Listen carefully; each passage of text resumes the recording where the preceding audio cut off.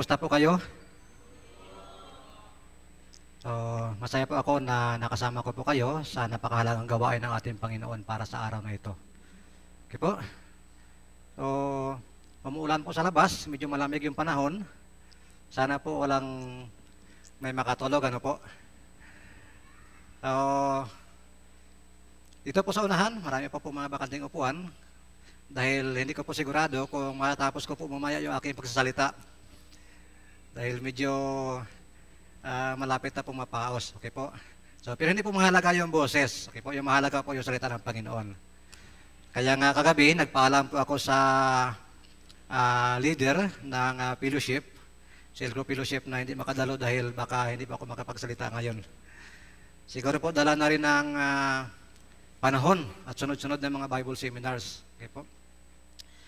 Sige po, para makapagsimula tayo po muna ay saglit na yumuko at manalangin.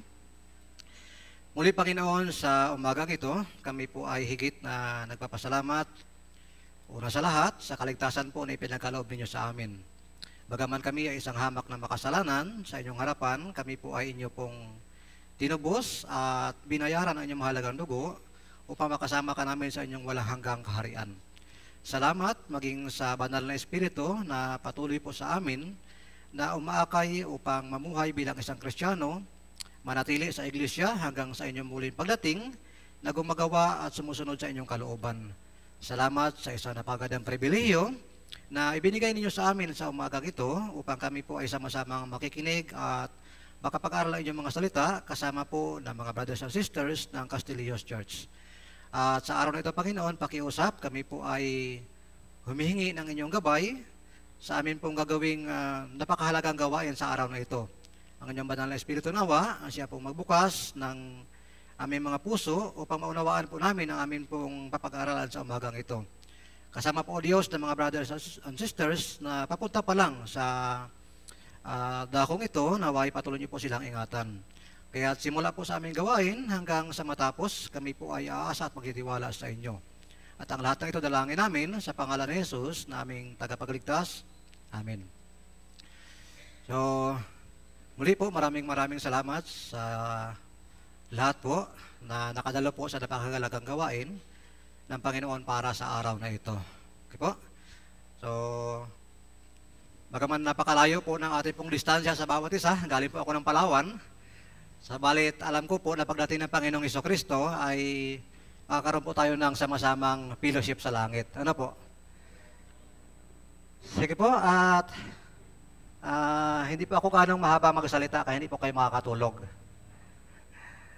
Okay po, so sa atin pong pagbubulay-bulay ng salita ng Diyos sa araw na ito, buksan po natin yung ating mga Biblia sa aklat po ng Marcos, chapter 5, verse 25 hanggang 34. Aklat po ng Marcos, chapter 5, verse 25 hanggang 34.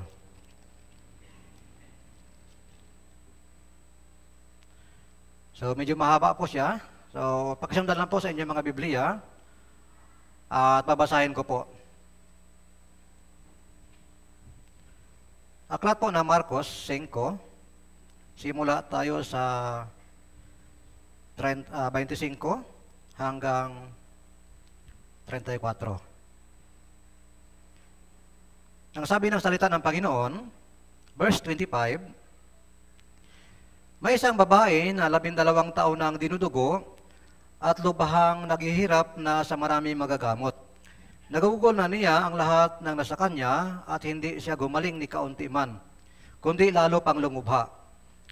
Narinig niya ang tungkol kay Jesus, lumapit siya sa karamihan sa likuran niya at hinipo ang kanyang damit. Sapagkat sinabi niya, kung mahipo ko man lamang ang kanyang damit, ay gagaling na ako. Kaagad napigil ang kanyang pagdurugo at kanyang naramdaman sa kanyang katawan na magaling na siya sa malubha niyang sakit. Pagkabatid na may lumabas na kapangyarihan mula sa kanya, bumaling si Jesus sa karamihan at nagsabi, "Sino ang humipo sa aking damit?" Sinabi sa kanya ng kanyang mga alagad, nakikita mong sinisiksik ka ng karamihan at sinabi mo pang, sino ang humipo sa akin? 32, tumingin siya sa buong paligid upang makita kung sino ang gumawa niyon. Ngunit ang babae, palibhasa ay nalalaman ang nangyari sa kanya, ay lumapit na natatakot at nanginginig. Nagpatira pa sa harap niya at sinabi sa kanya ang buong katotohanan. Verse 34, at sinabi ni Jesus sa kanya, Anak, pinagaling ka ng pananampalataya mo, umalis kang payapa at gumaling ka sa sakit mo. So ngayong araw, ito po yung ating pagbubulay-bulayan na kung saan ito po ay nangyari sa panahon ng ating Panginoong Hesukristo. Kaya sa araw na ito, yung ating pong pagbubulay-bulayan ay patungkol po sa ang babaeng mayroon pong napakalaking pananampalataya. Po. Sa Hebrews chapter 11, ay makikita po natin doon yung mga tao na kung saan nakasulat yung kanilang mga pangalan na may mga pambihirang pananampalataya. Ano po? So marami pong mga mananampalataya na nakasulat sa Biblia, yung kanilang mga pangalan, pero kung ating pong titingnan doon, sa Hebrews 11, ay ilan lang. Okay po, yung ating makikita doon. Kaya ibig sabihin, ito po ay anino rin sa ating buhay Kristiyano na kung saan ay mayroong mga brothers and sisters na may malaki at may maliit na pananampalataya.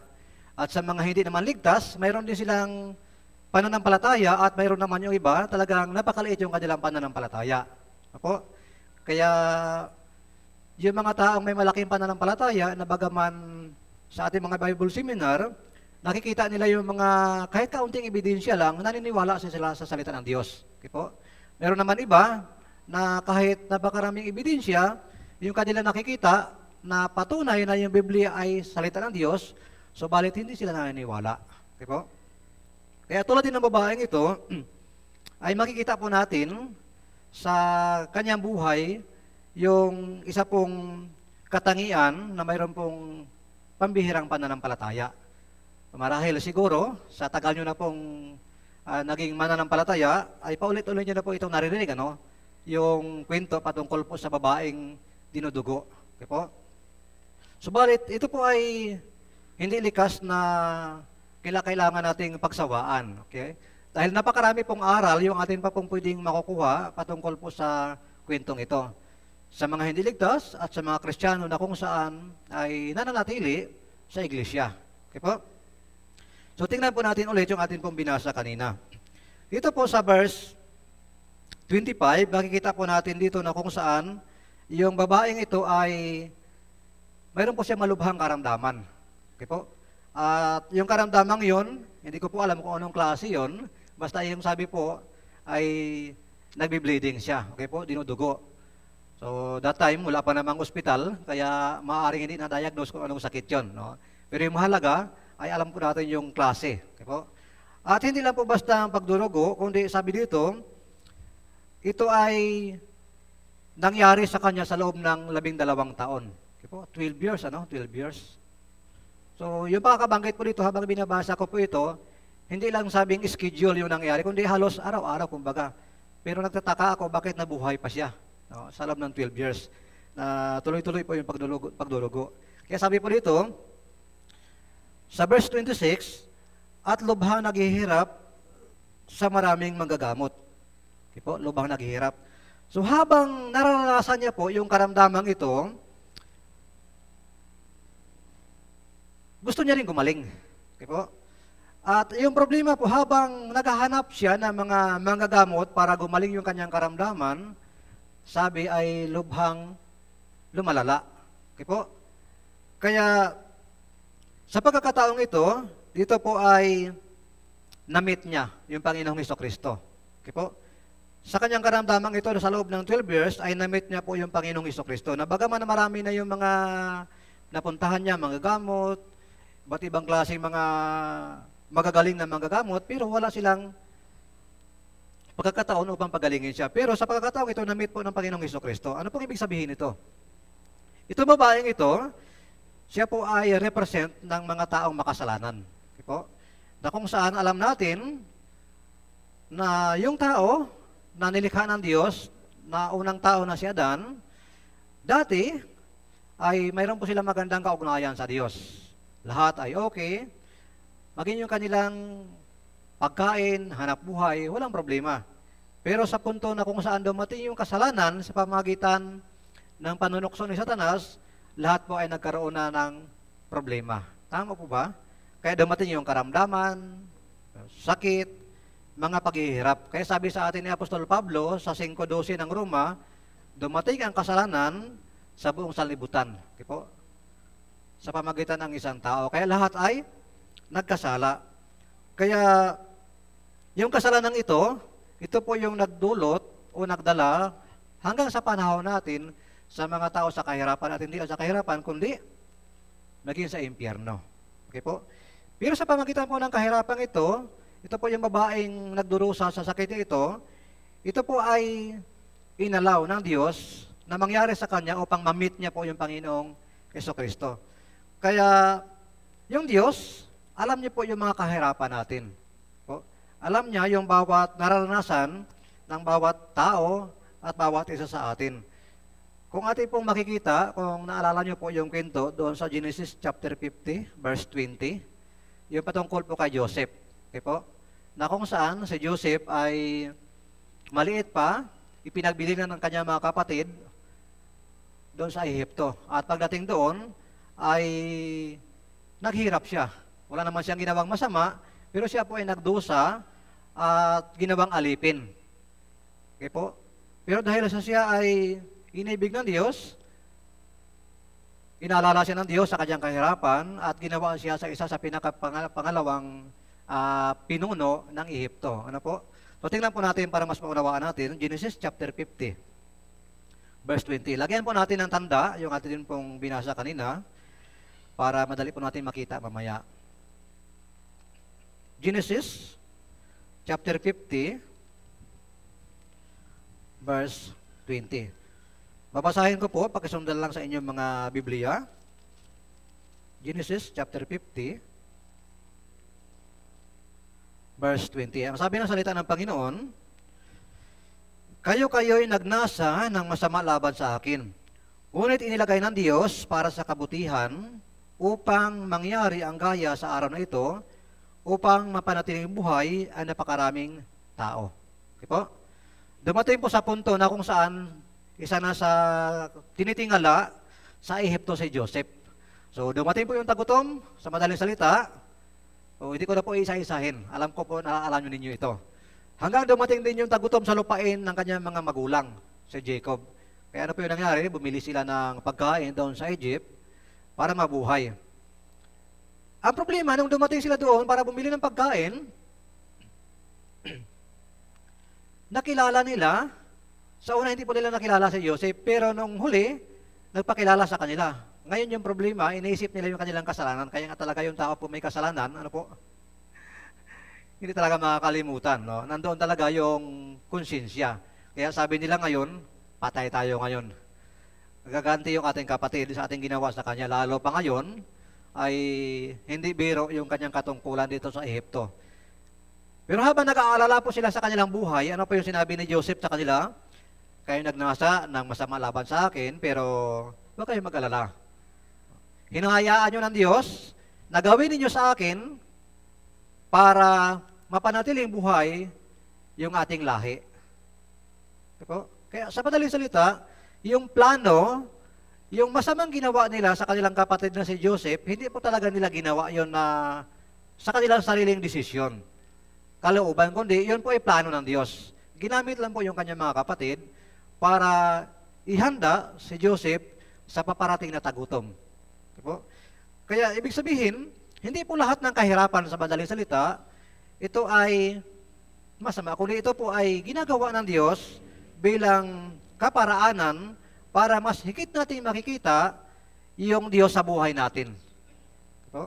Kaya tulad po ng babaeng ito, siya po ay naghirap sa loob ng maraming panahon, pero natagpuan niya yung Panginoong Hesukristo. Kaya tama po yung sinabi sa atin ng Mateo chapter 7 verse 7, yung maghanap, nakakasumpong, yung kumatok, pagbubuksan. Yung babaeng ito, naghanap po siya. Sa tingin ko po, kung doon lang siya sa kanyang bahay, hindi niya matatagpuan si Jesus. Pero naghanap po siya, ng paraan upang ma-meet si Jesus dahil alam niya at naririnig niya na si Jesus ay nagpapagaling ng mga karamdaman. Sa Mateo 11:28, ang sabi po ng Panginoong Jesucristo, lumapit tayo sa Kanya. Alam po ng Panginoong Jesucristo yung ating pong mga kabigatan. O, yung ating pong mga kahirapan, alam ng Panginoong Jesucristo. At maging sa mga mananampalataya, sa lahat po ng mga born again, mayroon po tayong kahirapan pagkatapos ng kaligtasan. Tapo, wala pong mananampalataya na hindi naghihirap. Kaya nga ako minsan, malungkot na kung saan may mga brothers and sisters dati na dahil sa sobrang kahirapan at hindi nila naunawaan na yung kahirapan na yon ay hinayaan ng Diyos na mangyari sa kanila upang matupad yung plano ng Diyos. Ano pa yung nangyari? Iniiwan nila yung church. Kaya ito po yung nakakalungkot. Diba? Kaya siguro marahil, dati, mas marami kayo kaysa ngayon. Tapo? So may kakwentuhan pa ako ng isang brothers. So dati marami daw, pero yung iba nagkanda wala. Ano pa yung dahilan? Simple lang, kahirapan. Okay po? Pagsubok. Hindi kaya ang pagtiyagaan, kaya umaalis. Kahit saan po sa ating iglesia, nangyayari po yung tao po. Dahil hindi po nila mas naunawaan yung pag-ibig po ng Panginoong Jesucristo. Doon po sa Numbers, chapter 21, mayroon pong kwento doon. Aklat po ng bilang, chapter 21, verse 4 hanggang 9. Kung naalala nyo po, yung patungkol po sa the bronze serpent. Okay po? Yung kwento doon na kung saan yung mga Israelita habang naglalakbay sila, papuntang lupang pangako, hinayaan sila ng Diyos na maglakbay sa loob ng 40 years. Tama? Kaya yung 40 years na yun ay katumbas ng buhay Kristiyano nila sa ilang. At doon sila sinubok ng Diyos ng iba't ibang kaparaanan. Kung talaga bang ano yung kanilang pagkakilala sa Diyos. At gaano nila kamahal yung Diyos. Kaya sa punto na yon ay nagkaroon po sila ng problema. O, sinuway nila yung utos ng Diyos, kaya ano po yung nangyari? Nagpadala ng salot yung Diyos. Kaya doon sa Numbers, chapter 21, verse 7, ginamit ng Diyos yung ahas. Ahas ulit. So lahat na makagat ng ahas, patay. Automatic patay. Pero hindi po sila hinayaan ng Diyos na mamatay lahat. Gumawa po yung Diyos ng paraan. Nag-utos yung Diyos kay Moses. Sabi ng Diyos, kay Moses, gumawa ka ng tansong ahas. Pagkatapos, ilagay mo sa tikin, and then, yung lahat ng mga Israelita, sabihan mo na yung mga nakagat ng ahas, kailangan nilang tumingin doon. Kapag habang tinitingnan nila yung tansong ahas, yung lason nitong ahas na kumagat sa kanila, mawawala at hindi sila mamamatay. Kaya ano pa yung nangyari? So, lahat na nakagat, so tumitingin sa tansong ahas. Pero yung hindi tumitingin, patay. Hindi gumamit yung Diyos ng kapangyarihan para pagalingin sila habang kinakagat sila, kundi mayroon pong ginawa yung Diyos, yung kinakailangang tumingin sa tansong ahas. Ano po ang katumbas nito? Dapat mayroon pong pananampalataya. Siyempre, yung titingin doon, mayiniwala. Pero yung iniisip na, yung mga tao nag-iisip, yung mga Israelita nag-iisip, pambira to si Moses. Titingin lang, tapos hindi mamamatay. So ano pa yung mangyayari? Mamamatay. Okay po? Kaya doon po makikita natin yung puso na kung saan mayroon pong pananampalataya. Tulad po ng ating binasa kanina, balikan po natin ulit. Yung Marcos, chapter 5, verse 26. Babasahin ko po ulit. Sabi po dito, at lubang naghihirap na sa maraming manggagamot.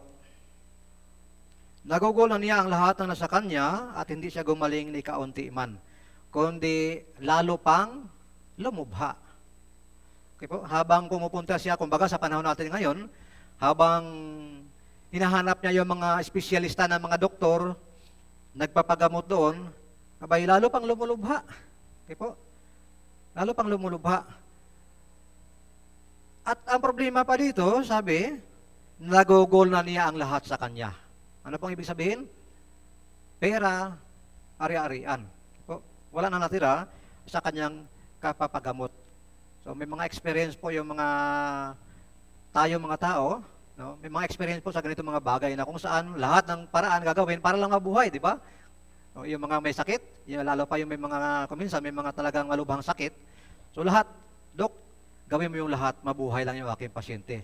Tulad po ng babaeng ito, wala po siyang inisip kundi yung gumaling. Okay po? Kaya sabi dito, lahat na igugol niya na. Kaya, ano po ibig sabihin nito? Sa panahon po na kung saan bago tayo naligtas, yung nangyari po sa atin, may mga kwento na kung saan nagugulo ko na yung aking panahon sa ganitong klaseng denomination, sa ganitong klaseng reliyon.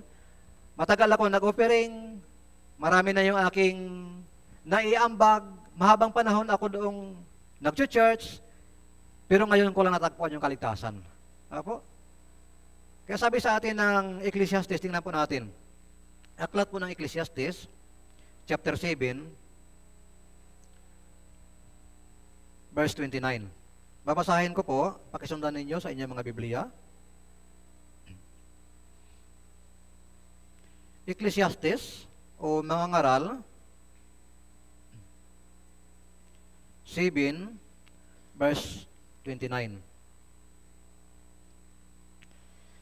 Tingnan ninyo, ito lamang ang aking natagpuan, na ginawang matuwid ng Diyos ang tao, ngunit nagbalak sila ng maraming pamamaraan. Ano pa yung sinasabi ng Biblia? Yung pamamaraan ng Diyos, isa lang. Pero ano po yung ginawa ng tao? Nagbalak ng maraming pamamaraan. Kaya ito po yung religion. Ito po yung reliyon na kung saan ginagamit ng tao para matagpuan nila yung katotohanan. Kaya yung iba nga, ang dami ng pinasukan kung ano-ano.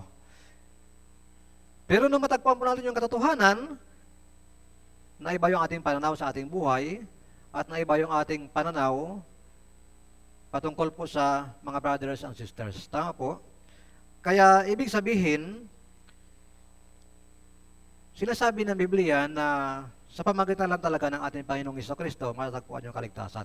Tulad po ng babaeng ito, natagpuan niya yung tunay na kagalingan sa pamagitan lang ni Jesucristo. Kaya ganun din, yung kaligtasan, tanging sa Panginoong Jesucristo lang. Pero marami po mga tao yung nananangan sa kanilang sariling kapamaraanan. Kaya sabi po ni Pablo sa Roma 10:2-3, mangmang sa katwiran at hindi po nagpapasakop sa katwiran ng Diyos. Tama po? Marami po mga mangmang sa katwiran at sa kasalukuyan hanggang ngayon, sarili pa rin pamamaraan yung kanila pong pinaniniwalaan. Pero paulit-ulit po na binabanggit ng Biblia, na tanging yung kaligtasan ay walang iba kundi sa Panginoong Jesucristo lang. Sa Gawa 4:12, na po yung sabi doon, walang kaligtasan kanino pa man na matatagpuan sa silong langit, kundi sa Panginoong Jesucristo lang. Ganon din sa John chapter 14 verse 5, sinabi ni Jesus, ako yung daan. Talagang siya lang yung daan. Para po sa buhay na walang hanggan. Kaya pa ulit-ulit po ito na binabanggit sa Biblia. So tingnan po natin ulit yung atin pong binabasa. Puntahan po natin ulit yung Marcos chapter 5. Tingnan po natin yung verse 27 hanggang 28.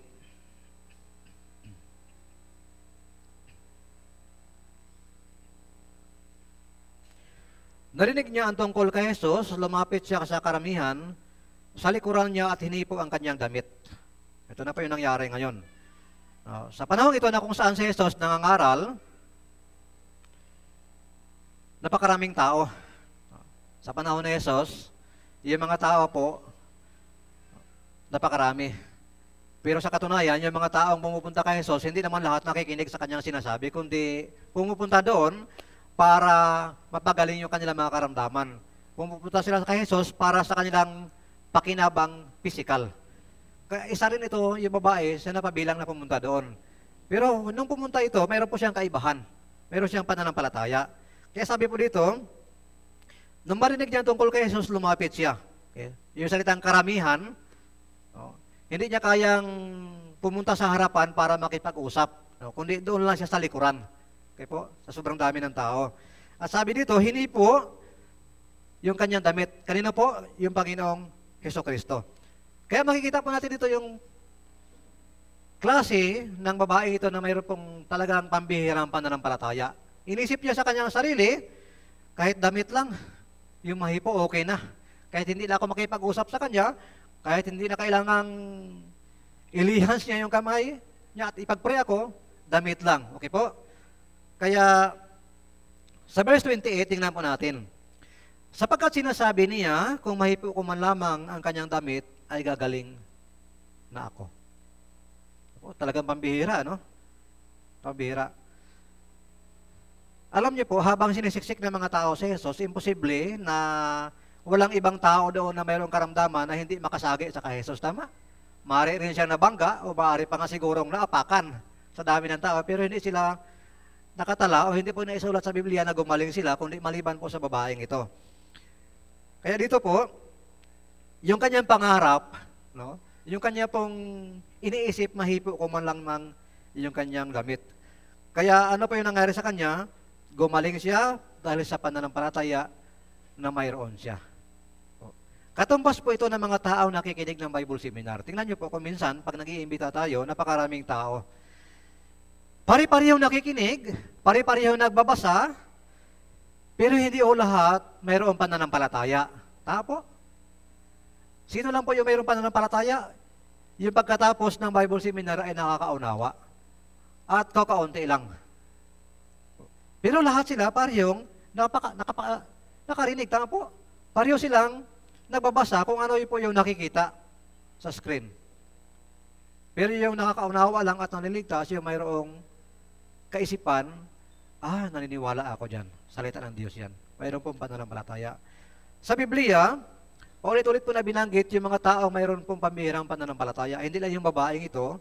Doon din sa Marcos, chapter 10, verse 46, 42, kung inyo pong nalaman, yung patungkol po sa kwento ng lalaking bulag, si Bartimeo, siya po ay bulag nung ipinanganak. Pero minsan, habang nagdaraan si Jesus para mangaral sa kabilang bayan, narinig niya, dumaan si Jesus, bagaman hindi niya nakikita, ay tinawag niya si Jesus. Sabi po niya, anak ni David, mahabag ka sa akin. Mahabag ka sa akin. Kaya ano po yung nangyari? Habang nagsisigaw siya sa Panginoong Hesus na naglalakad, binigyan siya ng atensyon ng Panginoong Hesukristo. Kaya doon po sa verse 52 ng Marcos chapter 10, tingnan po natin. Marcos chapter 10, verse 52.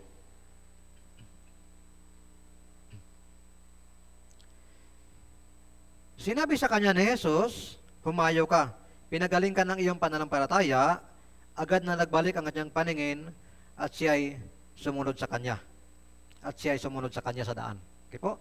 Kaya gumaling po yung kanyang sakit. Bulag siya, nakakita na ngayon. Pero bago ibinigay sa kanya yung kagalingan, mayroon pong tanong sa kanya ni Jesus.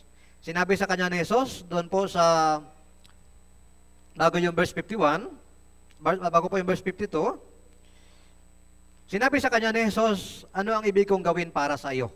Ano ang ibig kong gawin para sa iyo? Po? Hindi po siya pinagaling agad ni Jesus nung humingi siya ng tulong kay Jesus para makakita, kundi mayroon tanong si Jesus na iniwan sa kanya bago siya pinagaling. Sabi ni Jesus, ano yung gagawin ko sa iyo? Po? Kaya katumbas po ito ng mga taong makasalanan na kung saan, kung kailangan, kung naghahanap ng kaligtasan, talagang matatagpuan natin. Po? Kaya nga, ito po yung pangarap ng Diyos. No? Kasi nga sabi niya nga sa 1 Timothy, nais niya na ang lahat ng tao ay maligtas. So kung nais din ng tao, so magmi-meet po yung nais ng Diyos at yung nais ng tao. Kapag nangyari po yun, makakaroon siya ng tamang kaligtasan. Pero minsan, nais lang ng Diyos pero ayaw ng tao. Okay po? Pero itong bulag na ito na si Bartimeo, nung tinanong siya ni Jesus, gusto mo ba na makakita? So, sabi niya, upo Panginoon. Tama? Kaya sabi ni Jesus sa kanya, humayo ka. Pinagaling ka ng iyong pananampalataya. Ano pa yung napagaling sa kanya? Pananampalataya. Simple lang. Apo? Pananampalataya. Paulit-ulit po ito na binabanggit sa Biblia. Pananampalataya. Kaya ganon din sa atin. Nung tayo ay maligtas, hindi sapat na nabasa natin, napakinggan natin, yung salita ng Diyos, kundi nanampalataya tayo. Kaya sakto sa sinabi po ni Apostol Pablo sa Roma 3:25. Ano po yung sabi niya doon?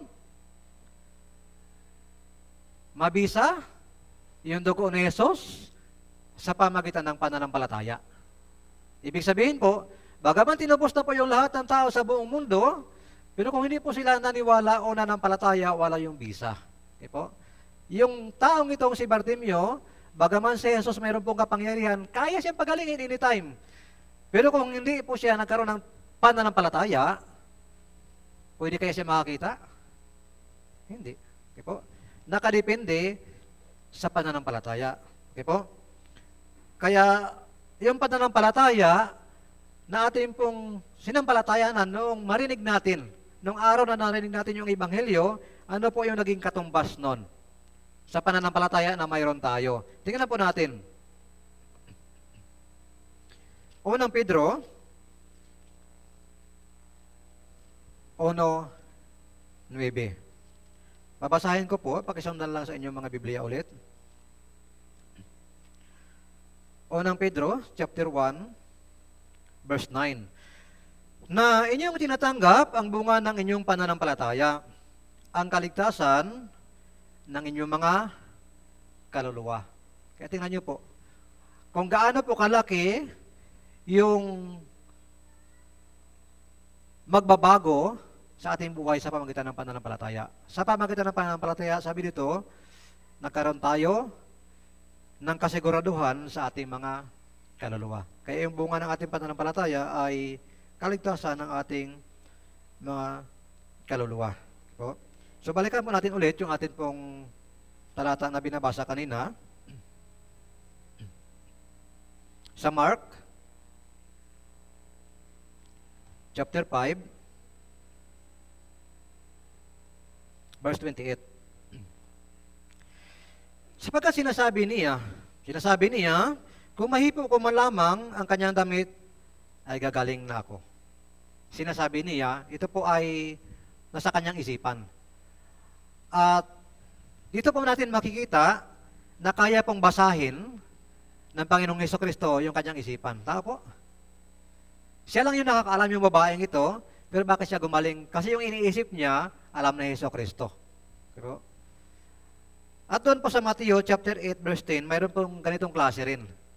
Pero, isang tao na may pambihirang pananampalataya din, yung isang taong pinuno ng isang senturyon. Tingnan po natin.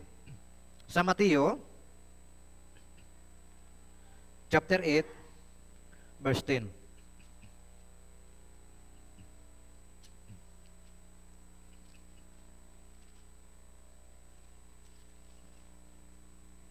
Mateo chapter 8 verse 10.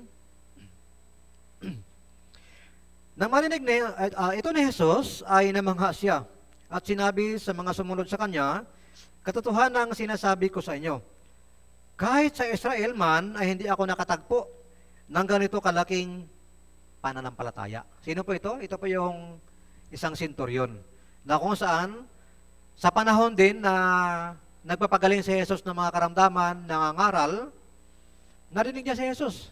Kaya pumunta po siya doon. Nagmakaawa siya kay Jesus para pagalingin yung kanyang alipin. Na mayroon din malubhang karamdaman. Ang problema,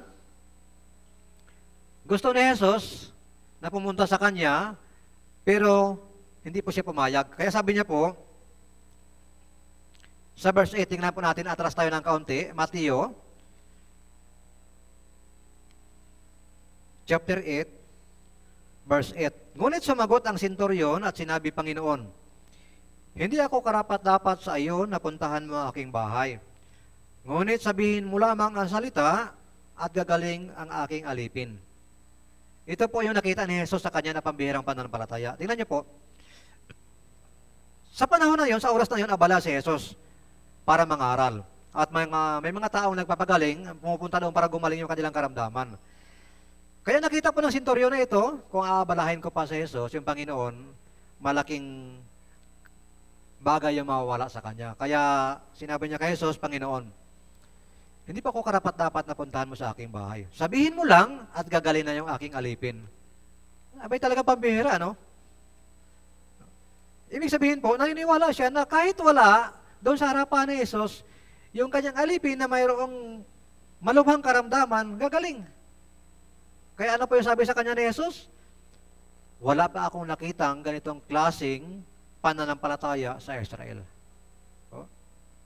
Kaya makikita po natin yung iba-ibang klase ng pananampalataya. Ano po? At ano po yung nangyari dito? Tingnan natin sa kasunod sa verse 13. Talaga bang gumaling yung alipin sa pamagitan lang ng salita ni Jesus? Yung alipin na ito ng senturyon? Verse 13, sinabi ni Jesus sa senturyon, humayo ka na. Humayo ka na. O? Mangyayari para sa iyo ang ayon sa iyong pananampalataya at gumaling nga ang alipin ng oras ding iyon. Ano po yung makikita natin dito? Mangyayari sa iyo ang ayon sa iyong pananampalataya. Ang ayon sa iyong pananampalataya. Kaya yung Hebreo 9:12, kailangan din doon yung malaking pananampalataya. Tama po? Bagaman kahit ilang beses nating, kahit memorize pa natin yun, kung wala tayong pananampalataya doon, hindi po natin matatanggap yung kaligtasan. Tama po? Kaya sabi po doon, walang hanggang katiyakan. Kung meron tayong pananampalataya sa salitang yon ng Diyos, mangyayari sa atin. Katulad nito, sabi ni Jesus, mangyayari sa iyo ang ayon sa iyong pananampalataya. Diba? Kaya, yung tamang pananampalataya, kapag sinamahan po ng pananampalataya na mayroon na nanggagaling sa puso, mangyayari yung lahat ng bagay. Alam po ninyo yung patungkol po sa Mateo, chapter 17, verse 20, kung ano po yung kahalagaan ng pananampalataya. Tingnan po natin. Mateo 7, verse 20.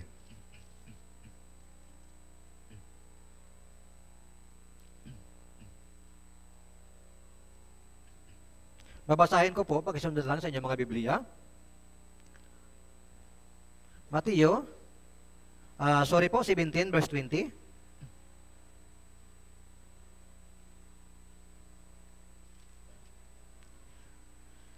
Mateo 17, verse 20. Sinabi niya sa kanila, dahil maliit ang inyong pananampalataya, sapagkat katotohanan ang sinasabi ko sa inyo, kung mayroon kayong pananampalataya na kasinlaki ng butil ng bini ng mustasa, sasabihin ninyo sa bundok na ito, lumipat ka roon mula rito. At ito'y lilipat, at sa inyo ay walang hindi mangyayari. Ano daw? Kapag may pananampalataya daw, sabi ni Jesus sa kanyang mga alagad, sa panahong ito yung kanyang mga alagad po ay inutusan niya para mangaral at magpagaling ng mga karamdaman. Ang problema, mayroon pong mga nakasalamuha sila na hindi nila kayang pagalingin yung mga karamdaman. Okay po? May mga taong pumunta sa kanila na may sakit para pagalingin pero hindi umubra yung kanilang pananalangin. Kaya pumunta po sila kay Jesus, nagtanong sila, Panginoon, bakit hindi nangyari yung kagalingan sa mga taong gustong gumaling? Sabi sa kanila ni Jesus, kasi maliit yung inyong pananampalataya. Kaya sabi niya, alam niyo, sabi niya, kung meron kayong pananampalataya na kasinlaki ng butil ng mustasa, alam niyo po yung butil ng mustasa, isa sa pinakamaliit, mustard seed, isa siya sa pinakamaliit na butil ng puno. Maliit siya, pero pag itinanim at lumago, napakalaking puno po siya. Kaya ikinumpara pa doon ni Jesus, yung butil ng mustasa. Yung pananampalataya na dapat mayroon daw, yung mga alagad, kung gano'n lang kalaki, abay, kaya na nilang ilipat yung bundok sa dagat. Ano po ibig sabihin nito? Kaya ba talaga? Hindi po. Ang ibig sabihin po nito, yung bundok po ay kumakatawan sa mga pagsubok. Sa mga Kristiyano, sa mga born again, tayo po ay dumadanas ng iba't ibang mga pagsubok. Gabundok na mga pagsubok, tama? Kaya yung iba, dahil sa sobrang taas ng pagsubok, hirap nang makaahon. Kaya yung iba, hanggang doon na lang sa kalagitnaan, tama po? Hindi na nagpatuloy. Pero kung meron po tayong pambihirang pananampalataya, kaya po natin tawirin yon. Okay po? Kaya yung katumbas nito, sabi ni Jesus, sabihin mo sa bundok at malilipat sa dagat. Okay po? Yung dagat po malawak. Kapag dumating po doon yung bundok, mawawala. Yung bundok na mataas, na malaki, kapag napunta po sa dagat, magiging isang tuldok na lang po yan. Tama po? Yung problema na mga Kristiyano, natin mga born again, kapag nalampasan po natin, mawawala po yan kung makikita po natin yung katumbas na pangako ng Diyos sa atin. Po? Kaya, napakahalaga po ng pananampalataya. sa church, mayroon po mga iba't ibang klaseng pananampalataya. Mayroon yung mga brothers and sisters. Tapos, may mga brothers, may mga sisters, na mayroong malaki at mayroong maliit na pananampalataya. Yung malalaki yung pananampalataya ng mga kapatiran, kapag nakaharap sa matinding pagsubok, kaya nilang suungin, kaya nilang tawirin. Pero may mga kapatiran na maliit yung kanilang pananampalataya, kapag naharap sila ngayon sa mga matinding problema, po, agad silang nanghihina. Po. Kaya kinakailangan natin silang isama sa mga fellowship, po, sa mga pagtitipon, para na sa ganun ay maakay sila sa tunay na buhay Kristiyano at magkaroon sila ng malaking pananampalataya. Po. Kaya magkaiba po, maging tayo lahat ay magkakapatid sa Panginoon, pero magkaiba yung atin pong pananampalataya. Magkaiba po yung ating buhay Kristiyano. Mayroon pong matibay at mayroon naman pong madaling manghina. So balikan po natin ulit yung ating pong talata na ating pong binabasa sa Marcos chapter 5. So yung ating pong oras, nakita ko po sa yung pong church news hanggang alas 12:30, tama po? So tama po ba? 12:30 tayo magtatapos? So, pampagising lang po. Hindi po, tatapusin ko po sa tamang oras. Kaya medyo binibilisan ko po, kaya makinig po tayo ng maigi. So, nalito ako kanina, akala ko talaga ang 12:30. Okay, sabi ko sobrang tagal yata, parang Bible seminar. So, siguro kasama yung fellowship. Tama po ba? Sige po. So, tatapusin po natin sa itinakdaang oras. Okay po. Pero tatapusin ko po yung ating pong pag-aaral. Bagaman nag-aalala po ako sa aking biyahe, mamaya, kasi malayo, pero yung iisipin po natin ngayon, yung mahalaga yung salita po ng Diyos. Balikan po natin ulit, Marcos 5. Sa 29 po tayo. Verse 29 ng Marcos, chapter 5. Kaagad napigil ang kanyang pagdurugo at kanyang naramdaman sa kanyang katawan na magaling na siya sa malubha niyang sakit. Ibig sabihin po nito, kapag tayo po ay nagkaroon ng kaligtasan, noong araw na nagkaroon po tayo ng tamang kaligtasan, tayo mismo yung naka-experience. Tama po? Naka-experience. Yung babaeng ito, sino po yung naka-experience ng kanyang sakit? At nung oras na gumaling siya, siya mismo lang. Tama? Siya lang mismo. Kaya, sa mga taong bago po nagkaroon ng kaligtasan, nung maunawaan po nila yung Session 5, ano po yung nangyari sa kanila? Nasasabi nila sa kanilang sarili, ito nga talaga yung totoo. Kaya pag tinatanong natin sila, kumusta po yung pakikinig, masaya sila. Tama po? Yung babaeng ito, masaya siya mismo, naranasan niya kasi yung tunay na kagalingan. Bagaman hindi alam ng mga taong nasa kapaligiran niya, yung nangyari sa kanya, at yung kanyang naranasan ngayon, na kasiyahan. Kaya, ito po personal experience, yung nangyayari. No? Kahalintulad ng atin pong kaligtasan, personal experience. Hindi po pwedeng sasabihin ng isang brother o ng isang sister, alam mo po yung brother niya ligtas na. Bakit? Kasi maaaring hindi po natin talaga sure. Pero siya mismo, kapag siya yung nagsabi, siya po yung nagtestimony, na naunawaan niya, yun po yung sigurado. Tama? Kaya, sabi po ni Pablo, tingnan po natin. Unang Tesalonica 1:5.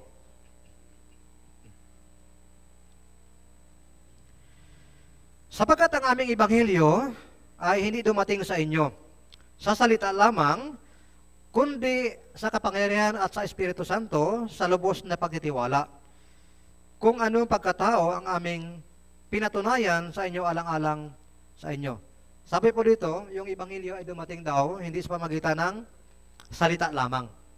Po, salita lamang. Kaya hindi po pambihira, hindi po basta yung ebanghelyo. Po. Kapag ipinapangaral po yung ebanghelyo, hindi po yan nanggagaling sa isang tagapagsalita. Kaya nga, ibig sabihin, kahit po gaano kagaling yung nangangaral, kung wala po yung Espiritu Santo, hindi pa magiging epektibo. Okay po? hindi pa magiging epektibo. Kaya sabi po dito, kundi sa kapangyarihan ng Espiritu Santo. Kapangyarihan ng Espiritu Santo. Ito po yung babaeng ito sa kapangyarihan ni Jesucristo. Nagkaroon po siya ng tunay na kagalingan. Sabi ni Pablo, kundi sa kapangyarihan. Kaya tayo, nung magkaroon po ng kaligtasan, sa araw na yon, dumating na po sa atin yung kapangyarihan ng Espiritu Santo.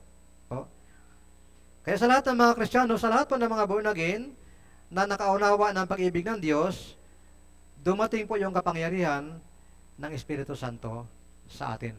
Kaya mayroon na po tayong kakayanan para ipangaral o ipasa yung kaligtasan na mayroon tayo. Sa verse 30, tingnan natin ulit. Marcos 5:30. Pagkapatid may lumabas sa kanyang kapangyarihan, lumabas na kapangyarihan mula sa kanya, bumaling si Jesus sa karamihan at nagsabi, sino ang humipo sa akin? Sino ang humipo sa akin? Okay po? So, mayroon po ditong tanong. Si Jesus, alam niya yung lahat ng bagay, tama? God is all-knowing, di ba? God is omniscience, omnipresent, tama? Pero bakit po sa puntong ito nagtanong si Jesus, sino yung humipo sa akin? Talaga bang hindi alam na Jesus? Bakit siya nagtanong? Tama po? Kaya sabi po ng mga alagad, tingnan natin, verse 31. Sa 31, sinabi sa kanya, ng kanya mga alagad, nakikita mong sinisiksikan ng karamihan at sinasabi mo pang, sino ang humipo sa akin? Mukhang pinagalitan pa siya, no? Oo nga naman, sa daming tao na nakipagsiksikan, para lang makapunta kay Jesus o para lang makadaong palad si Jesus, iba't ibang klaseng tao, siyempre, talagang mababangga siya, mahihipo siya, mahahawakan siya. Kaya sabi ng mga alagad, sa ganito po kadaming tao, bakit ka pa nagtanong kung sino yung humipo sa iyo? Pero si Jesus nagtanong. At habang nagpapalinga-linga po sa Jesus, na hindi sinasagot yung kanyang tanong, sabi po ng babae, sa verse 33, tingnan po natin, 33, ngunit ang babae, palibhas ay nalalaman ang nangyari sa kanya, ay lumapit na natatakot at nanginginig. Nagpatira pa sa harap niya, at sinabi sa kanya ang buong katotohanan. So, narinig lang po sa likod. So, habang nagpapalingalinga ngayon si Jesus para sagutin yung kanyang tanong, siyempre yung babae, so guilty. Kasi alam niya sa sarili niya, siya yung humipo. Okay po? Bagaman siguro mayroong iba, pero siya, alam niya sa kanyang sarili na ginawa niya yon. Kaya lumapit po yung babae, at sabi dito po, nanginginig. Nanginginig. Bakit? Natakot po siya. Dahil alam niya, sigurado sa kanyang sarili, hindi pambihirang taong ito. Hindi basta yung taong ito. Kaya baka paparusahan ako. Kasi gumaling siya, no, that time sa kanyang karamdaman. Kaya, habang nagpapatira pa siya at nanginginig, sinabi niya po yung buong katotohanan. Okay po? Sa Panginoong Jesucristo, na gumaling na siya sa kanyang malalang sakit. Kaya ano pong ibig sabihin nito? Ano po yung aral na makukuha natin dito? Ang ibig sabihin po nito ganito, nung maranasan po natin yung tunay po na kagalingan, yung tunay po nakagalingan sa ating karamdaman, ano po dati yung ating karamdaman? Kasalanan. Yun po yung ating malubhang sakit. Nung napagaling na ni Jesus yung ating pong tunay na sakit, tayo mismo yung nagsishare. Okay po? Sinasabi natin sa mga brothers and sisters, naunawaan ko na ngayon. Naligtas na ako ngayon.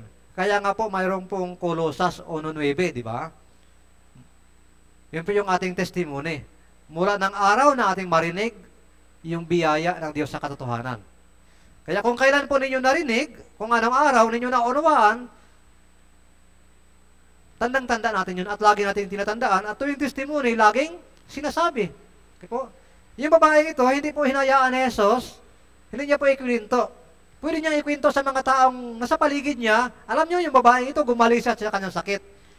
Mayroon siyang karamdamang nagpagdurugo, matagal na panahon siyang nagdurusa sa sakit na ito, pero gumaling siya ngayon. Hindi po sinabi ni Jesus yung ganun, tama? Kundi binigyan siya ng pagkakataon ni Jesus na ibahagi sa mga tao na sa kanilang kapaligiran yung nangyari sa kanya. Diba? Kaya gano'n din po tayo, binibigyan tayo ng Diyos ng pagkakataon para rin ibahagi yung kaligtasan na mayroon tayo. At maging sa mga hindi ligtas, yung naranasan natin na kaligtasan. Okay po?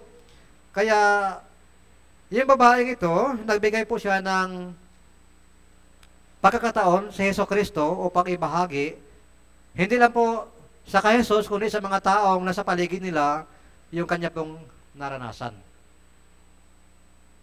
Ito po ay isaktong nangyari din sa atin.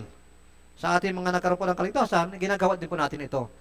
Alam ko po, walang brothers and sisters na hindi po natin ibinabahagi yung kaligtasan na mayroon tayo. Tapo? Kaya nga, yung iba, maaaring nahuli na naligtas dahil po sa mga naunang brothers and sisters. Okay po?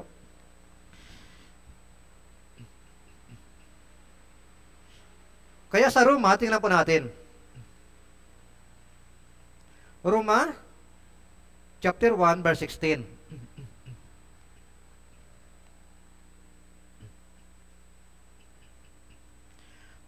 Sabi po ni Apostol Pablo, so pamilyar po yung talatang ito. Roma, chapter 1, verse 16. Sapagkat hindi ko ikinahiya ang Ebanghelyo, sapagkat ito ang kapangyarihan ng Diyos para sa kaligtasan ng bawat sumasampalataya. Unahin sa Hudyo, gayon din sa Griyeko. Sabi po ni Apostol Pablo, hindi ko ikinakahiya. Yung babae pinagaling sa isang pangit na karamdaman, siyempre yung pagbibleeding, hindi po maganda yun, tama? So, nakakahiya yun. Pero hindi po siya nahiya na ibahagi sa mga taong nasa palibot na Jesus, gumaling na ako ngayon sa aking malubhang karamdaman. Katulad din po nito, sabi ni Pablo, yung kaligtasan na mayroon tayo, hindi na dapat natin ikinahiya. Kaya sa madaling salita, tayo po mga buong naging Christian, tayo po ay proud. Okay po, dapat po maging proud tayo sa ating sarili sa mga taong nakakaharap natin ng mga hindi paligtas. Pero kung minsan, may narinig pa ako na may mga brothers and sisters na nahihiya. Na para bang minamaliit yung sarili bilang isang Kristiyano. Tayo po yung mga anak ng Diyos. At dapat po natin ipagmalaki yun. Tama po? At dapat din natin ibahagi yun sa mga hindi pa ligtas. Kaya sabi po ni Pablo, hindi ko ikinakahiya ang Ebanghelyo. Bakit?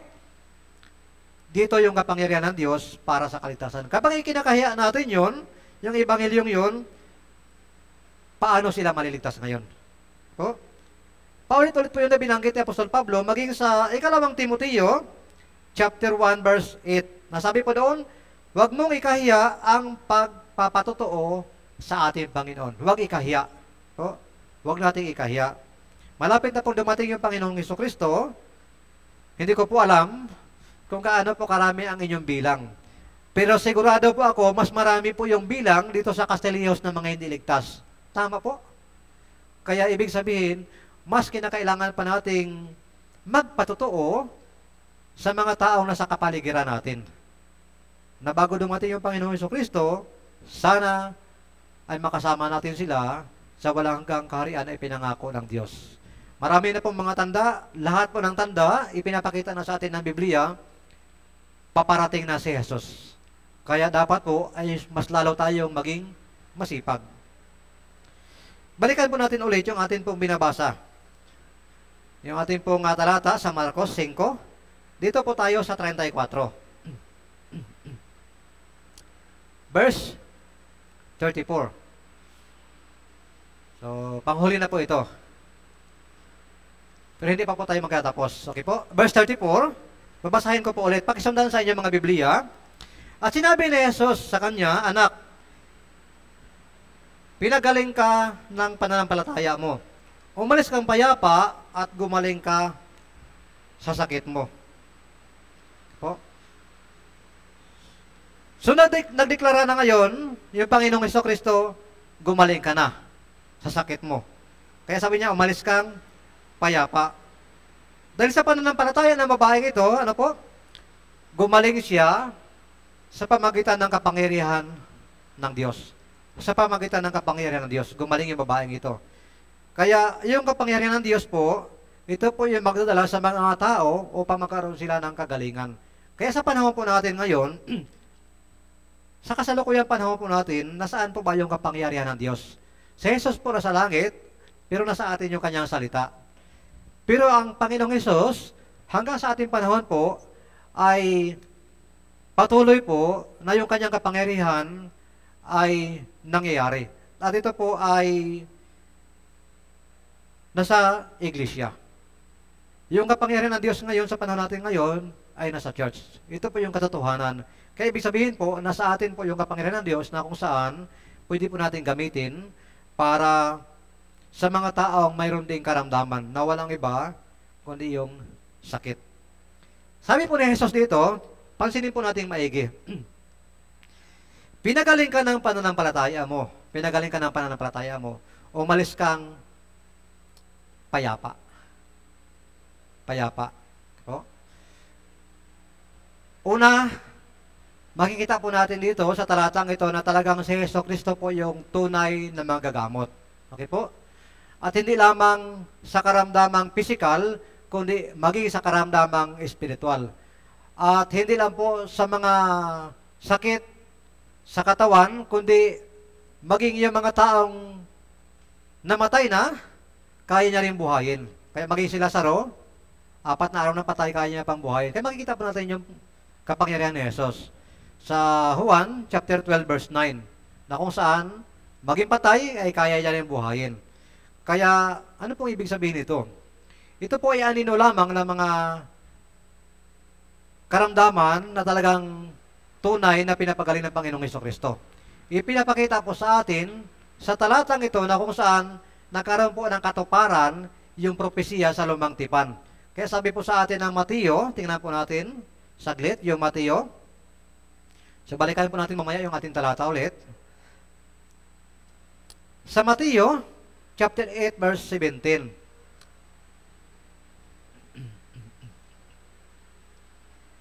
Aklat po ng Mateo, chapter 8, verse 17. Babasahin ko po, pakisundan lang sa inyo mga Biblia.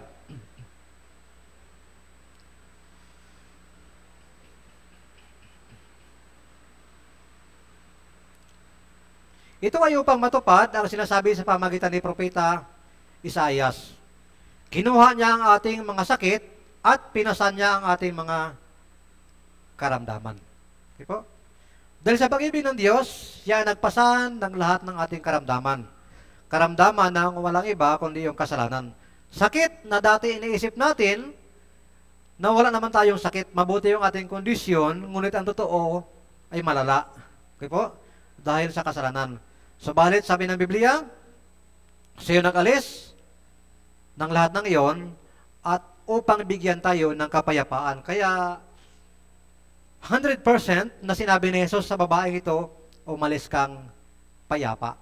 Umalis kang payapa. Kaya sa atin na makanakatanggap ng kapangyarihan ni Jesus para alisin yung ating lahat ng kasalanan sa pamagitan ng kanyang dugo, sinasabi niya rin, mayroon na tayong kapayapaan.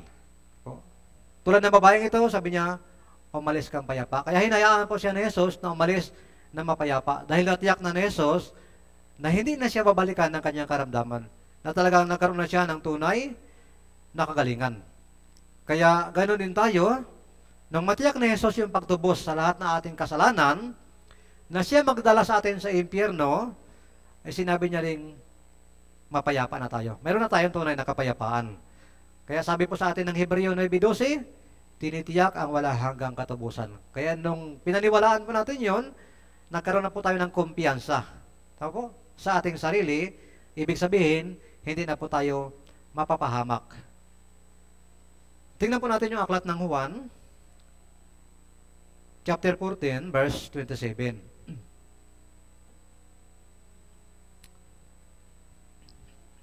Juan, chapter 14, verse 27. Kapayapaan ang iniiwan ko sa inyo, ang aking kapayapaan ay ibinibigay ko sa inyo. Hindi gaya ng ibinibigay ng sanlibutan. Ang ibinibigay ko sa inyo, huwag mabagabag ang inyong puso o matakot man. Pagkatapos po na mabuhay ulit si Jesus, sa loob ng 3 araw, sinabi niya sa kanyang mga alagad, bilang pagpapalakas sa mga alagad niya na nanghihina. Dahil namatay siya, pero muli siya nabuhay at nagpakita. Kaya sabi sa kanila ng Panginoong Hesukristo, kapayapaan ang iniiwan ko sa inyo. O, kapayapaan. Bakit kapayapaan? Ito po yung pangako ni Jesus. Na sa lahat ng mga born-again Christian, mayroon po tayong kapayapaan. O, sa pansamantalang mundo na atin pong tinitirhan ngayon, ay wala pong tunay na kapayapaan. Yung pera, ari-arian, bahay, sasakyan, hindi po yan magbibigay sa atin ng tunay na kapayapaan. Pero may mga tao po na iniisip nila na sa pamagitan ng mga material na bagay na yon, kapag nakamtan nila yon, kapag mayroon sila noon, iniisip nila, mayroon akong kapayapaan sa akin sarili. Hindi na ako ngayon mamomroblema. Lahat ay nasa akin na. Pero sa katunayan, hindi po yung tunay na kapayapaan. Yung mga material na mga bagay dito sa lupa, hindi po yan magbibigay ng tunay na kapayapaan. Bakit? Kasi iiwan po natin yan balang araw. Yung kapayapaan na ibibigay ng Panginoong Hesukristo ay yung galing sa Kanya. Ito po yung pangako na buhay na walang hanggan. Kaya sabi niya po, kapayapaan ang ibinibigay ko sa inyo. Hindi gaya ng ibinibigay ng sanlibutan. Okay po? Ano po yung ibinibigay ng sanlibutan? Material na mga bagay. Okay po? So kaya kung may mga Kristiyano po na nag-iisip pa rin para maging milyonaryo balang araw, huwag na po natin hingahangarin yun. Yung hahangarin po natin ngayon, yung ipinangako po ng Panginoong Hesukristo. Hindi po masama na magkaroon tayo ng mga bagay na sanlibutan ito. Ang masama ay kung nakatuon po yung ating puso dito. Po? Kaya sabi niya, dahil na mayroon na tayong kapayapaan, huwag mabagabag ang inyong puso. Huwag mabagabag ang inyong puso. Po? Yung taong, yung kanyang kapayapaan ay dito lang sa mundong ito, ano po yung nangyayari? Mayroon siyang pag-aalala. Kapag dumating sa punto na mayroon na siyang sakit, mayroon ng karamdaman, nag-aalala na siya ngayon. Bakit? Sigurado niya kasi sa kanyang sarili, mamamatay siya. At yung kanyang mga naipundar, iiwan niya. Pero sa taong mga ligtas, sa ating mga Kristiyano, alam natin na tayo rin ay mamamatay. Tama po? Kukunin ng Panginoong Hesukristo, pero sabi ni Jesus, huwag tayo mabagabag. Nakamta natin yung tunay na kapayapaan, at dahil doon, ipinapangako niya na hindi na kailangan natin mabagabag. Dahil alam ni Jesus na sigurado na tayo sa ating sarili. Ano po yung salitang mabagabag? Tingnan po natin para mas maintindihan po natin. Sa John chapter 14, verse 1.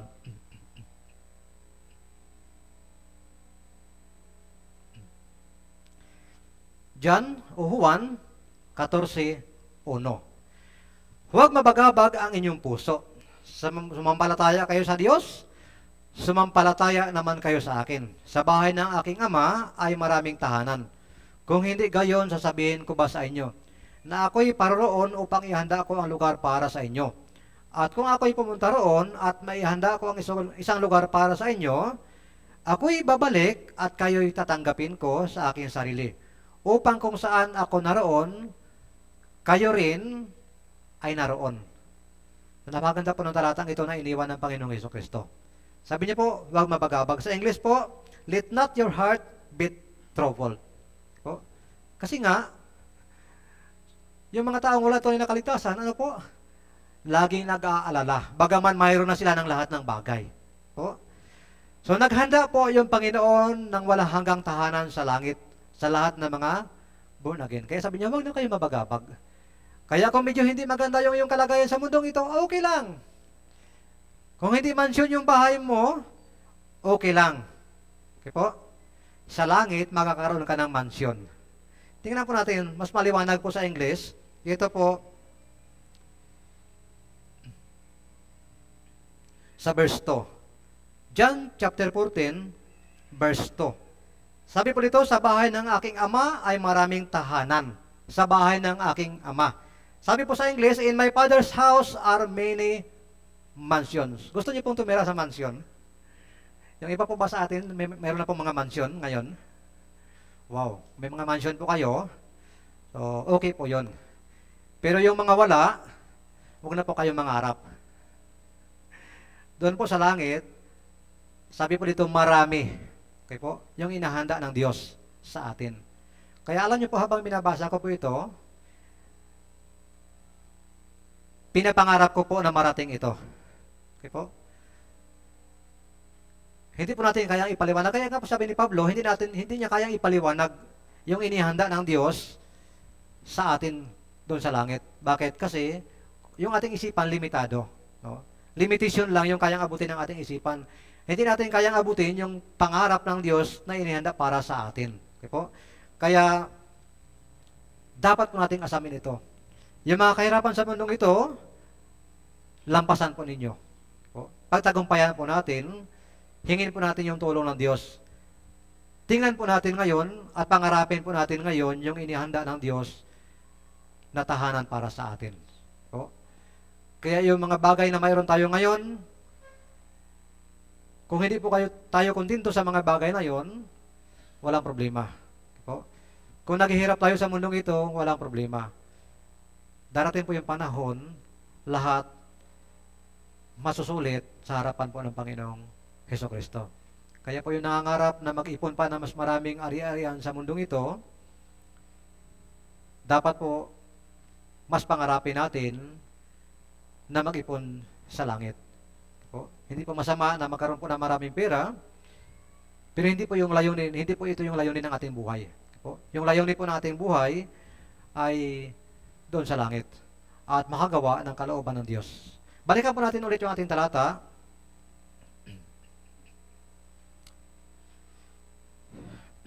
Sa Mark chapter 5 verse 34. At sinabi ni Jesus sa kanya, anak, pinagaling ka ng pananampalataya mo. Umalis kang payapa at gumaling ka sa sakit mo. So bago ko po tatapusin yung sermon na ito, sa magang ito, titingnan po natin yung patungkol po sa salitang payapa.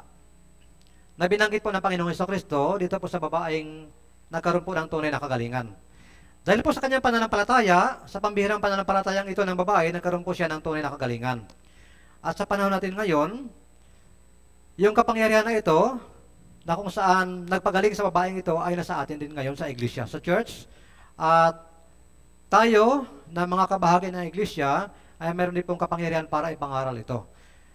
Pero yung kapayapang ito na sinabi ni Jesus, sinabi niya, umalis kang payapa. Para saan po? Yung binanggit na ito ni Jesus sa babaeng ito, uuwi ba siya na payapa sa kanyang tahanan at wala na siyang gagawin? Yung ibig po sabihin ng payapa, hindi lang po ito uuwi siya at magsaya dahil gumaling na siya sa kanyang karamdaman, kundi ibig sabihin po, dapat ikwento niya rin sa kanyang mga kapitbahay na siya ay gumaling. Tapo. Dahil tunay niya na naranasan yung kagalingang ito, imposible na hindi niya po ipagsabi sa kanyang mga kapitbahay na meron din mga sakit. Alam niyo po, gumaling ako sa aking karamdaman, kaya puntahan niyo si aming Panginoong Hesukristo. Tulad din natin, gumaling tayo sa sakit na kasalanan, kaya imposible na hindi po natin ito ibahagi sa iba. Tama po? Dapat din natin itong ipagsabi na kung saan yung naranasan natin na kaligtasan ay malaman nila. Kaya yung salitang payapa, hindi po nangangahulugan na umuwi tayo sa ating bahay at sabihin, see you in heaven na lang. Kasi kung ganon,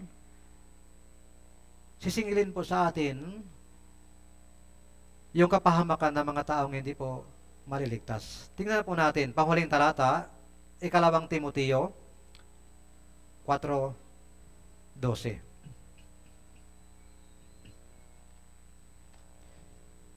2 Timoteo chapter 4 verse 12.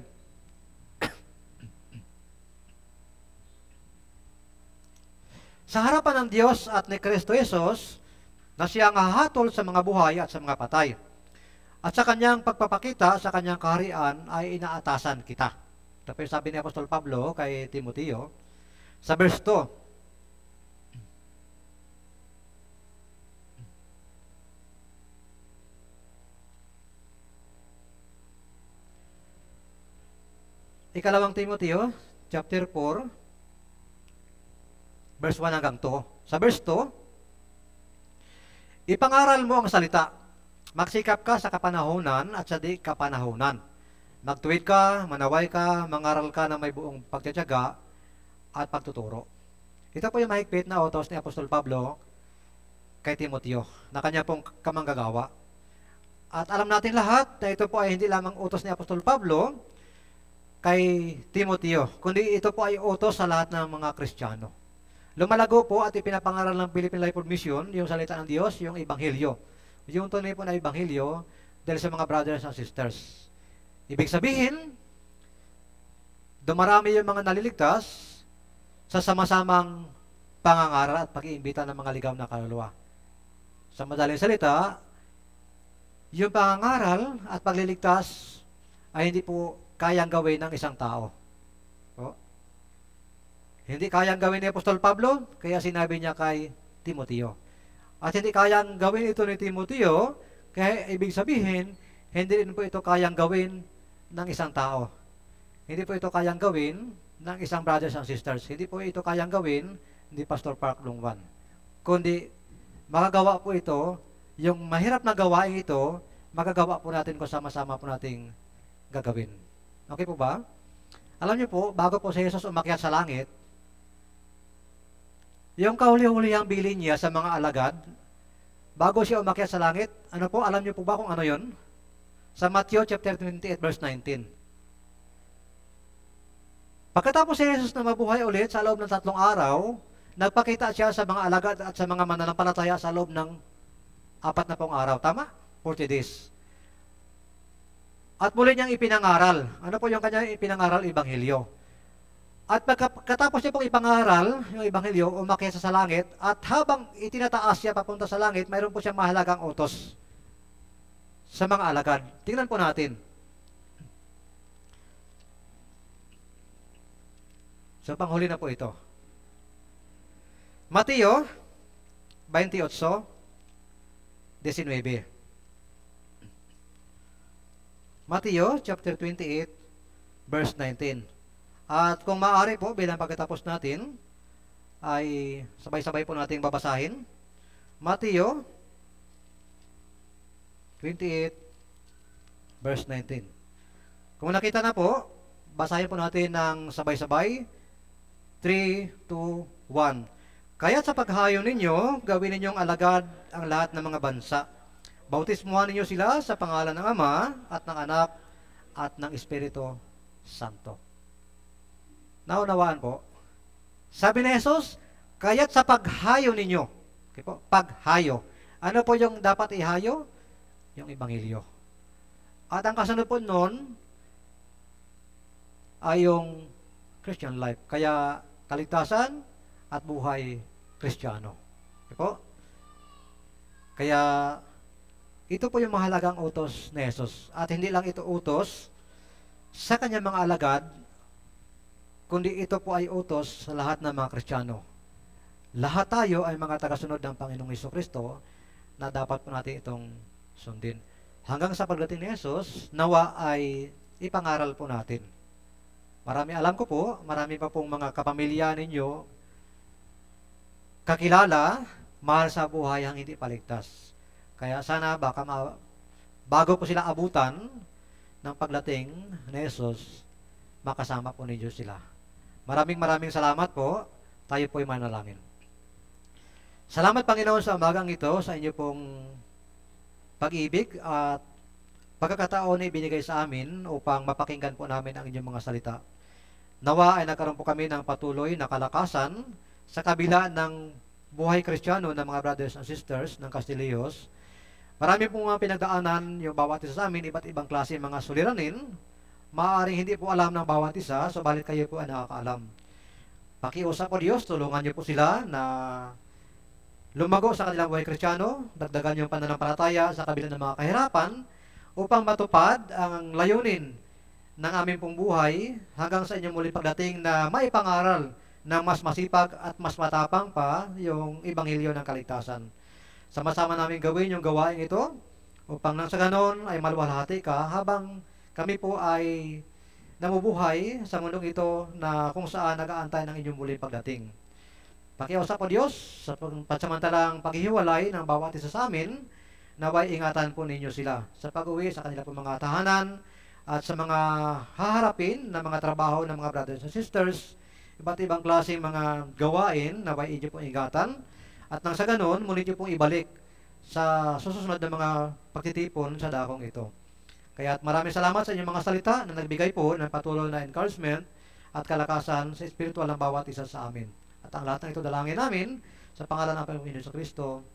Amen.